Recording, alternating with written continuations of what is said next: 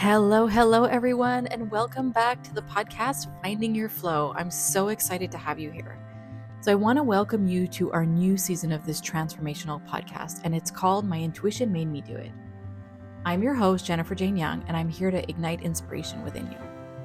I'm the author of Say Yes to Your Yes, How to Trust Your Gut and Take the Leap, and the visionary behind the School of Intuitive Leadership.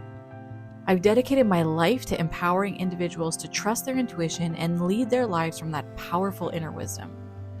Through my work as an international speaker and intuitive leadership advisor, I've witnessed the transformative power of following one's intuition firsthand with entrepreneurs and organizations around the world. This season, we're diving deep into the stories of people who dare to listen to their inner voice and take the leap. Join us as we unravel the mysteries of intuition, sharing captivating experiences that will reignite your belief in the incredible guidance within you. Get ready to embark on a journey of self-discovery and empowerment. It's time to embrace the clarity and courage that comes from trusting your intuition. So sit back, relax, and prepare to be inspired into action. Your dreams are waiting. Let's make them a reality together.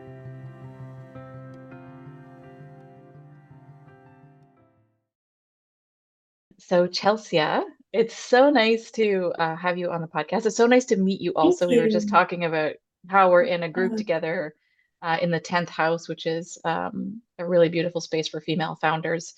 And Definitely. I'm excited to hear more about your story today and share it with people. So, this season of the podcast is called My Intuition Made Me Do It. So the first question is always, what did your intuition make you do? Tell us a little bit about that. Yeah. The one-liner that I like to give is my intuition made me go against my parents' dreams and wishes and my family's legacy. The long story of it is I'm an Asian American first gen, so I moved here when I was 7 from Indonesia.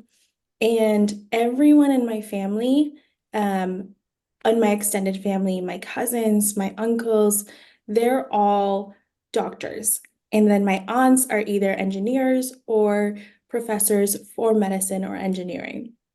And my parents honestly were kind of the outliers as well. They were like, we're gonna try the United States, we're gonna check out America, even if that means we don't get to work in our selected career and we're just gonna start from scratch. And so maybe I got it from them a little bit, but their dream was that I went into STEM. And I did. I graduated with a bachelor's in human biology. I had every single intention to go to med school. If it wasn't med school, then my backup plan was dental school. And if dental school didn't work out, my backup plan after that was PA school. And I took everything. I took the MCAT, I took the DAT, I took the GRE, which are all standardized exams to get into the secondary schools, whether it was dental school, med school, PA school. But second year of college, this was like 2015. I Something just clicked and it was like the switch that just turned off for my passion for medicine. And it sounds weird for people who are maybe like, oh, you were just kind of a college student or whatever, but the school that I went to was specifically for like people who wanted to go into medicine. It Okay. was a medical school of arts. Um, and it was directly connected to a hospital. And it was like the main hospital of that network in Ohio. And so we lived and breathed the hospital. And if I wasn't studying, then I was interning or I was volunteering or I was somewhere in the different corners of the hospital, just like being fully immersed in it. And something switched, and I was like, I don't want to do this. I don't want to do this. This isn't my calling. I'm Mm. going to disappoint everybody, but like I feel it in my gut strongly. I didn't want to do this. And so that kind of sparked my journey of figuring out what are my options. Oh man, I love it. As soon as you started sharing your story, I had like full spinal chills. Yeah. What a huge leap to take into the unknown. And also, yeah, I think this is something that's so common for people. It's like everybody's expectations are like here, and your gut is That's telling you to go here, and it's like, oh my God, it's so scary, right? To like disappoint people very scary. Yeah. and to like break a family legacy essentially, but Yeah. for the better, for the evolution of everybody. Right. Um, that's really, really inspiring and super brave. I'm curious, like in all of that, and also it's like so brave for you to, like after putting in all that time in like studying biology and medicine and all that, to be like, you know what? I'm gonna switch gears. And I Yeah. think sometimes we forget that whatever experience we had before, like nothing is ever lost, right? It always kind of helps us Right. get to where we Mhm. are and like continue to move forward. Um, Yeah. It's transferable skills. Whatever I learned there, I'm yeah, able to transfer it in marketing. Hmm. yeah, exactly. So what would you say in like that whole kind of journey and like trusting your gut, taking the leap, doing the thing, what would you say is the most important lesson that you learned? I would say the most important lesson was knowing that I had my back, Mm, which sounds very cliche or sounds very maybe easier said than done, right? But no, to believe in yourself first, or to just give yourself enough belief to take the leap is sometimes very, very difficult when you're going against the grain, completely against your family's wishes, who you really care about and love, completely against the people around you and the dreams that they had. My grandfather had a um, dream of having his grandchildren all build a hospital network under his name to be able to just serve everyone in Indonesia. The way that the system works there in healthcare is if you are sick or you cut your finger or whatever, you have to pay at the door before you get in. Very different from the US. And so if you don't have the funds, you can't get service. You will be turned away. And so his dream was to have the first network that doesn't do that, that's just able oh to my God. take anyone and everyone. And so, and then he passed away here in the States when he was visiting, before I went to college. And so that was just like something that was strong, like a strong reminder in my mind with every decision I made throughout college. And it felt very hard to go against that. And I felt Mm, like I was just betraying his wishes because I really cared about him. But I also believed that there were more ways to serve people than being in healthcare and being in medicine. mm. I didn't know what that was at that time, but I just knew I'm smart enough, I'm confident enough, I have some skills, and I'm still super young. So it's not a bad thing to not have everything figured out. Like, what if I just took the first step, which was following my intuition and making moves to prepare myself after I graduate? Because I knew my parents were not going to let me move to a different major, move to a different school. They were going to make sure I graduated, and I did. And so, yeah, I would say that was the big number one like lesson that came to mind is having my back and knowing that if I had my back then, I can have my back over and over and over again, regardless of the outcome. Because I didn't know the outcome. The outcome could very much have been I just flopped on my face and then I have to use my human biology degree, whether that's being a professor or going and applying to med schools now. Um, but it was really cool to see that, yeah, if you have your back, like there's nothing really that can break you. Oh my God. I think we have to pull that out as a quote. That's really powerful, really Yeah. powerful. Um, yes, and we often like are always reaching outside of ourselves for like support or safety or confirmation to go do the thing. And I love that you really reached inside and had your own back, like you said. And I also think that, you know, your grandfather, essentially the lesson that he shared with you, whether you went off and did his project or not, that was his vision or his way that he felt he could serve the world. But he taught you about service. He inspired you to bring service into your Right. work. And Mhm. that's what you're doing in your own way with your own magic, and your own Yeah, gifts, right? So yeah, that's so exactly. beautiful. Oh, I Yeah, love that. You're super wise. I'm like, how you look Oh. so young, and I'm like, you're so full of wisdom. Oh my gosh, thank you. I mean, I'm so much to learn, but I've been through a lot. Yeah. Oh my God, so much wisdom. I love it. Um, so when you started to get that like intuitive nudge, like you talked about, the switch, the leap, what did it like initially start to feel like when you started to get that little inkling of like, uh-oh, or was it just like a very drastic, like you said, it was a switch? What did it feel Yeah. like? What did it look like for you when you started to get those intuitive nudges? So there were two core moments that it was just solely my gut telling me do this, and I just did it with no Mm, questions asked. The first one was that initial knowing of medicine isn't for me, but I'm stuck here. What do I do? And I remember telling my parents actually right away. But before this, I waited, the human biology majors.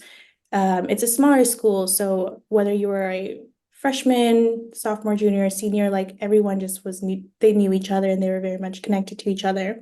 So I talked to the juniors and the seniors at that time, and I was like, what's going on? Why do I feel like this? Do you ever feel like this? Is it just because it's organic chem and biochem that's like making me feel like I suck at this? Because those two are like so they're just such hard classes.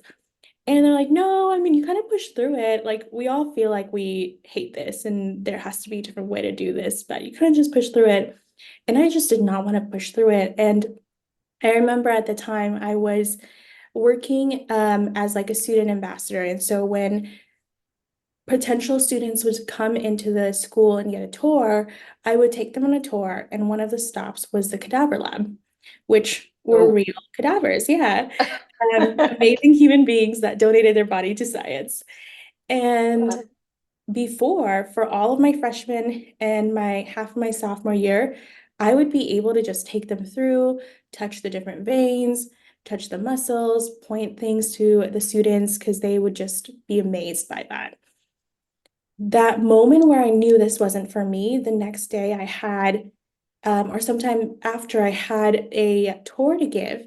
And I remember walking into that room and just wanting to vomit. It was like a Uh, full-on body reaction. I could not be in that room. I didn't want to touch the body. I didn't want to open anything. I didn't want to point anything. I was just like, you guys go in there, feel it out yourself. Like, go ahead I'll and wait out here. explore. I'll be here. Yeah. And it was just so weird how that moment happened because, like I said, I was used to it. And it was part of the things that we had to do to be able to learn and know the body ourselves outside of the tours. But that moment, when I realized I can't do this, it was like my body actually confirming it. You cannot do this anymore. And so then I told my parents, and it was like pulling teeth. It was like back and forth and back and forth. And at the time, the school had just introduced a healthcare administration and business management degree. And I told my parents, this is new, but I'm just going to jump into that. I'll still be in the healthcare field, but at least I'm like doing something other than directly handling with patients. And I thought that could just lead me to whatever is next. And with a lot of back and forth, they're like, sure, let's do that. The day that I was supposed to hand my papers, I remember this vividly. I woke up with 7 missed calls from my dad, voicemail after voicemail after voicemail saying, you cannot do this. Do not do this. Call me back. Oh, I called him back and I was already in tears. And he's like, no, you're finishing this. You're going to graduate. You're just feeling like imposter syndrome or whatever it is. You're going to live this out and you're going to stay the course and apply to all these med schools and all these things. And I just like went into full on depression mode after that. And mm, and I remember each summer I would try. I had a clinical research assistant job. I shadowed a bunch of doctors all the time. I was like living just like any pre-med student, live and breathe yeah. in hospitals and healthcare. And I tried and nothing worked. And so I was like, you know what? If I have to finish this, I might as well finish it on my terms. And so I remember being on Pinterest and just kind of like, at the time, I didn't know I was creating my own vision board, but I was just like, oh, this is like a really nice life. This looks great. This is what I kind of see myself doing. And then I started blogging. just journaling the whole experience. And I had already started blogging in high school. This was back when Tumblr was like really cool. It was so fun. At the time, I was just like Tumblring about anything and everything.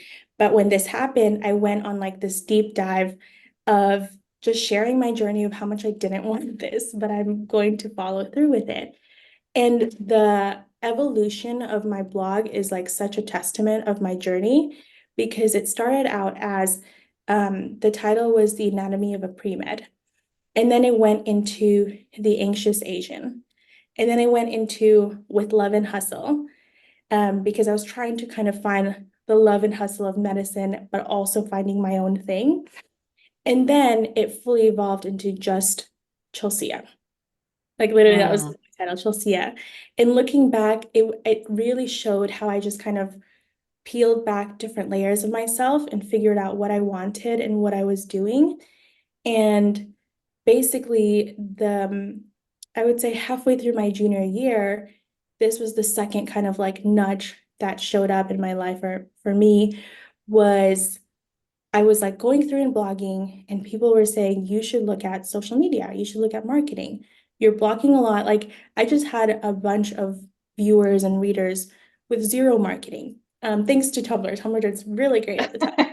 And they're all just telling me this. And I'm like, okay, that's really cool. What is that? And so I just marched into the marketing department, the communications department of that school, and said, I need a work study job. Teach me everything you know. I will do this. And I'll do my other med stuff and school stuff. Like I can handle all of that. And so, yeah, they taught me and I learned the ropes. And then I actually remember the moment that I decided I was going to get my first client. So I posted on Facebook group. This was like a couple months after I learned the ropes. And I was like, hey, I want to help somebody build their social media account or just create content. If you want anything, like if you need support, let me know. And I got my first client that day. It was a Pinterest client for like $100. And I was a college student at the Wow. time. This was like 2015, 2016. I thought it was so much money. I was like, oh my gosh, I could do this and I can just like create Pinterest posts. Amazing. And yeah, and that kind of just skyrocketed my journey. Let's just take a moment to pause, breathe, and soak in the goodness of today's story. I hope it's starting to inspire you to say yes to your yes, trust your gut, and take your next leap forward. If so, I have something amazing to support you as you take your next leap. I'm inviting you to join my 12-week journey to intuitive mastery called Unlock Your Inner Wisdom so that you can start living the life you're yearning for right now. I'm also throwing in 2 bonuses for you: a digital copy of my book, Say Yes to Your Yes, How to Trust Your Gut and Take the Leap, and a 1-month complimentary access to my flow experience to start creating flow from the inside out. Because when life flows through you, abundance flows to you. Head over to jenniferjaneyung.com/sayyes to get all of your goodies. Oh my God, there's so many things I want to pull out of this. Okay, let's go back to the cadavers because that one is really Yeah. important. So I'm Yeah. really happy you shared that part of the story because I always tell people our intuition speaks to us through our body. We're here in physical human form for a reason, and our intuition will speak to us through our body. It will move us forward or it Mhm. will stop us in our tracks. And sometimes that'll look like wanting to throw up. Sometimes that'll look like a headache kicking in right before you're about to do something. Like it can look like all kinds of different things, right? Um, and so I'm really happy you shared that because I think one of the things I teach a lot is like, in order to hear our intuition, we need to slow down enough to actually feel what's going on in our body, right? Because Mhm. then we can get information from what our intuition is trying to tell us. And if we don't slow down and listen, the thing is our intuition tries to speak louder at us and starts to yell and scream, and then it's like, then we get hit with like bigger things, right? Um, so I love that piece. Um, and the other thing that I wanted to pull out when you were sharing was, hang on, there were so many good things that you wanted to say that you were saying. Okay, so I love also that you just stayed really open and curious on this whole journey. And Yeah. again, what I tell people is like when you do that without getting all like grippy about the thing you need to do, the universe then leaves you breadcrumbs. And so you just kept following those breadcrumbs like a little mouse, like, oh, the Mhm. next one, oh, the next one. Yeah, Um, exactly. and I can't even imagine how heartbreaking it must have been to receive the messages from your dad that morning. And there's never any mistakes, right? Like even when we push through something, the worst case scenario is that we just get to the end of that path, that journey, and we just Mhm. have even more confirmation that our intuition was like really trying to guide us towards something. Right. Um, Right. It never fails. it Never. never fails. It never ever gives up on you, and it didn't for you at all. And you just kept like you have a beautiful patience, it seems, on your journey as you move towards what you desire. And yeah, I just love where you landed. I love that you put that post out also. It's like it's all Mhm. about like this big and the small leaps that we take, right? Just be like, I'm just doing this thing. I'm gonna put it out, and you got a client. And Yeah. you know what? $100 that day probably was a huge amount of money Oh, yeah. for Yeah. something I so was expected. making $150 per week at my work study job, at one Yeah, of my work study jobs. So to have made that in one day, it was like, and at that time, it wasn't even about the money, right? It was just like, yeah, oh, I can do this. I can do social media. I can help someone build their social media platform. And I was just learning as I went. So, and I yeah. think at the time too, one of the things that you mentioned was like following the breadcrumbs and just like following my intuition. I had nothing to lose, right? Hmm. Like that was one of the main things I kept thinking to myself is I had nothing to lose. Worst case scenario, this just becomes either a hobby or a passion, and I just work my job. But also, one of the things that I think about now as I'm trying to continue to listen to my intuition, because I think it gets harder and harder to do that once you're like in your zone and it just becomes Yeah. like specific decisions, right? Um, I think about s- at that time, my mindset was just like, there has to be something better than this. Like, this cannot be the Hmm. be all. I'm really uncomfortable right now. This is very frustrating. I'm extremely disappointed in myself all the time. I can't just keep living like this. There has to be a way out. And the thing is, that's a common thought for a lot of pre-med, pre-dent, STEM students. It's a hard field Mm. to be in. Yeah. Um, and so people around me were saying things like, "Oh, you'll get over it. Like once you graduate, once you get to med school, or once you have that job, you'll be fine." But surely I felt like there has to be another way. I just couldn't continue living like that. And so those are the things that I think about now is like if I'm extremely uncomfortable right now, or if I'm having migraines all the time, which I used to have migraines all the time as well, it's like there has to be another option, another Yeah. alternative better than this. Yeah. So again, your like your body was speaking to you, like sending you pain signals, because it was not in alignment with what you wanted to do.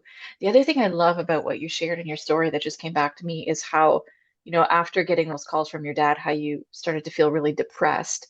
And Mhm. then when you started to blog, like you allowed the thing that wanted to manifest for you in your life, you just allowed it to start flowing through you, right? Like you just Yeah. started writing, started blogging, started sharing, started doing the Pinterest board thing. And I think a lot of times people get stuck in analysis paralysis and they do nothing because Right. they think that when they do go do the thing, it has to be like the thing that's going to last for the next 5, 10 years, instead of just like that energy that wants to manifest into something, which is like this perfectly designed life for you.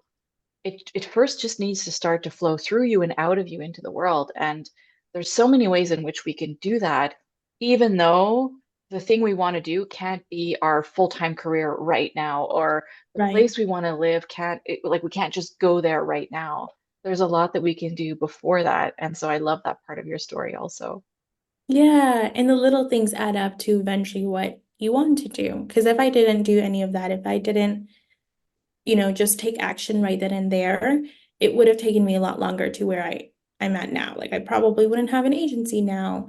It probably would have taken a lot longer for my parents to see that what I'm doing now is just as impactful or impactful in different ways.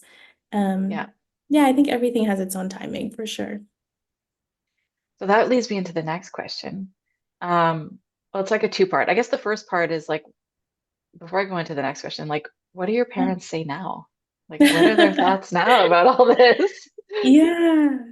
So when I graduated, I applied to med schools just like they did, or just like they asked me to. And Hmm. I took all the exams and I also applied to one dental school and one PA school. And I got zero acceptances. And I was Interesting. thrilled. I was thrilled. Mind you, in med school, there was one med school, one PA school, and one dental school that came to our campus and specifically scouted people out and specifically said, "You're on the right track. Apply, you'll get in." So three of these schools said those same things to me. I didn't get in. And I just knew like this is a sign. This is what gets me or what allows me to tell my parents I'm not continuing. I'm not going to go back and try again the next year. This is the end of that chapter. And so I told them I was going to get a master's in communications. And I wanted to do that for myself, to be able to just have um, I think it wasn't necessarily the training that I wanted, but it was like I got a bachelor's degree, not for myself. I wanted a degree for myself that I chose, that I got Right. to do. And so now, I would say that they're pretty happy considering they get to go on these awesome trips that I'm more than happy to support them on. When COVID and pandemic happened, and they lost their jobs, it was my agency that was able to, it was because of my agency that was able to continue to sustain their lifestyle and support them. Oh, And I know that wouldn't have been the case for if I was in if I was a doctor, right? Um, when there were a lot of family emergencies happening that affected my parents, I was able to stop what I was doing and just fly to them or go and help them, take time mhm. out of my day to answer their phone calls and walk them through things. I can't do that. And I've made sure that they knew, like moments after, this is not possible if I was in healthcare, if I was a doctor, Yeah. whatever that looked like. And it's really cool to see how they've evolved. And I think it's even cooler now because one of my cousins, who is a dentist, she actually left that job to become an influencer. And she's one of the top influencers in Indonesia. She has almost 1 million subscribers on YouTube. And that was an interesting journey in and of itself. But seeing even my parents' reactions to that has been really cool because it's completely different than like the reaction to mine. But they've Right. definitely evolved and they're definitely very happy that I wake up smiling versus back then I dreaded, like I would cry every time I had to go to my clinical research job or had to do these tours. Yeah, it was a totally different energy shift that they even see now, like 10 years later. Oh my God, that's so beautiful, Chelsea. I can't even. That's Thank so you. beautiful. Yeah. So my next question, you sort of answered it a little bit, but like who would Chelsea be today if you had not done all that? What would your life look like, you think, if you had Mm. not taken that leap? I think that I'm a huge people pleaser. And I Welcome to the also, club. right? I should say I'm a recovering people pleaser. I'm learning to not be one.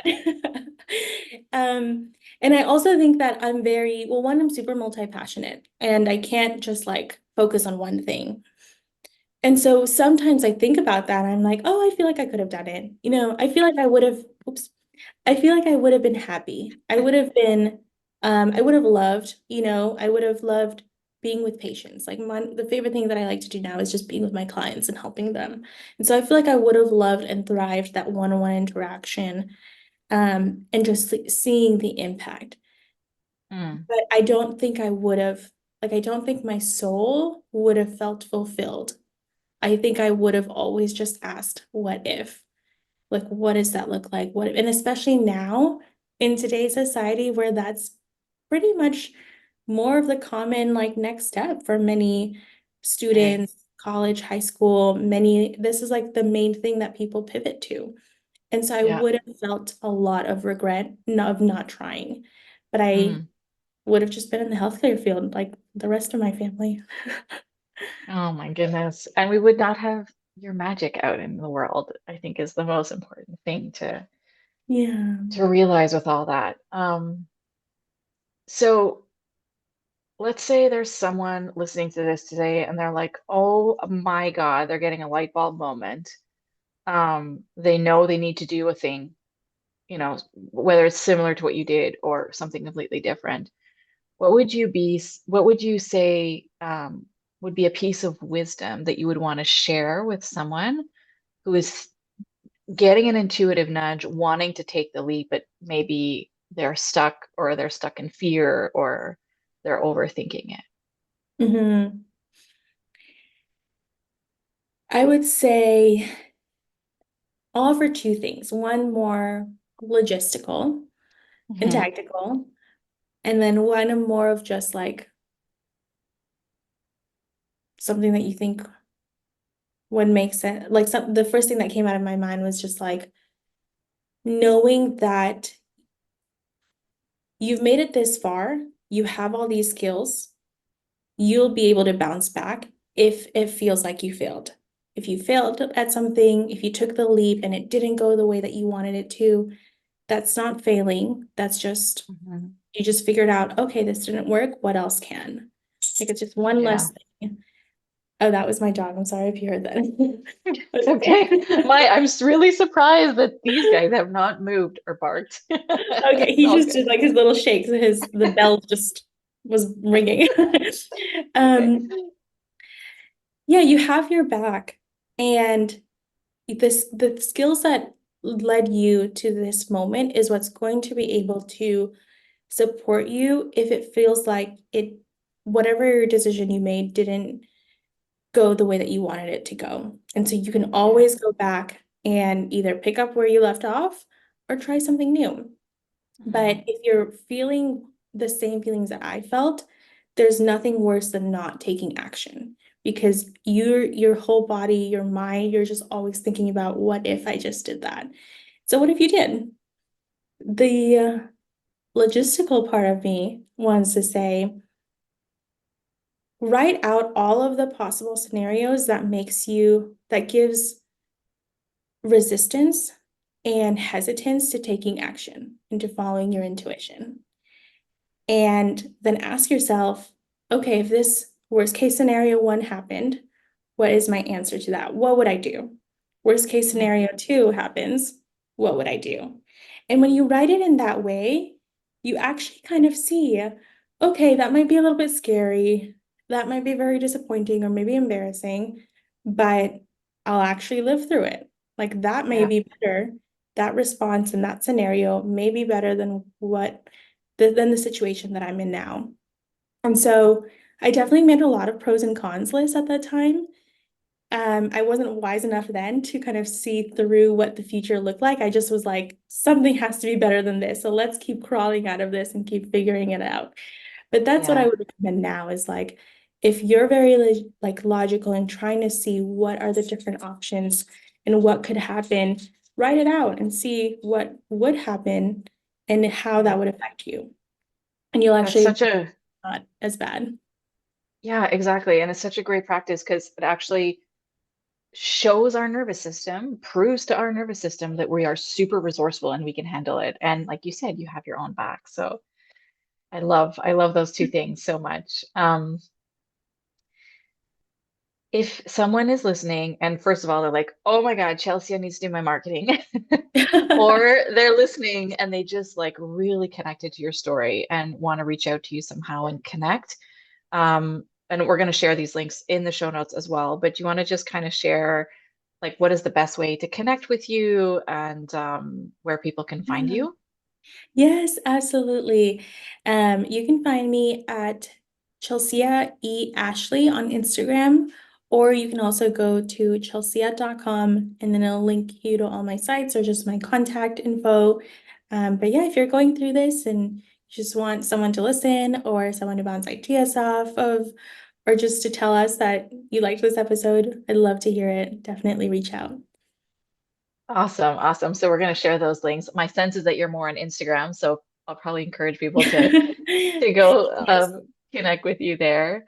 Yeah. Chelsea, it was so nice to have you. This story was so beautiful, really so beautiful and so powerful and so full of braveness. I don't even know if that's a word, but you are extremely brave. And I really, really hope that this episode will inspire so many people to just know that they have their back, take the leap, Yeah. and go out and live the life that they were meant to live. So thank you for being here with us. Thank you for having me. This was great. Okay, let's just take a moment to take in that story. My wish is that it inspires you into the aligned action that you are really ready for. You also don't have to do this alone. Just like my guests have shared about all the incredible people that have supported them along their journey, we are here for you too. If you're ready to uplevel your personal leadership, take big leaps in your life, or take that next leap on your entrepreneurial journey, join us at the School of Intuitive Leadership or in the Flow Experience so that you can experience more ease, flow, joy, abundance, and live in your full brilliance and wake up each day to the life that you really want. Find out more at jenniferjaneyoung.com or at theschoolofintuitiveleadership.com. And participate in this movement with us by sharing an episode that deeply inspired you and leaving us a review. I can't wait to see you on the next episode.